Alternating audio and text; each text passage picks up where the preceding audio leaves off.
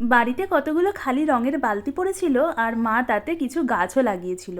সকালবেলা উঠে বিভিন্ন কাজ সেরে ভাবলাম এই বালতিগুলো আজকে রং করে ফেলা যায়, যেমন ভাবা তেমন কাজ।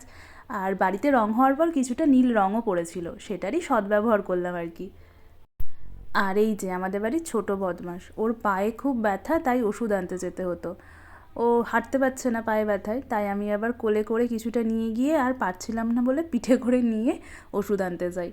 এরপর আমি বাড়ি ফিরে এসে কিছুটা ময়দা মাখি, কারণ আজকে শিবরাত্রি, মা উপোস করেছিল। আমি ভাবলাম তাই মায়ের জন্য পরোটা করি। পরোটাটা আমি ঠিকঠাক করতে পারি না, তাও চেষ্টা করেছি। কয়েকটা করার পর মনে হলো একদমই হচ্ছে না, তাই আমি পরোটার মতন শেপ না দিয়ে এরকম রুটির মতন শেপ করে অল্প তেলে এটা ভাজছিলাম।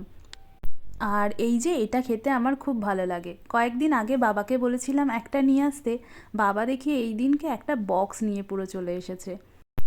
আজকের মতো এটুকুই, টাটা।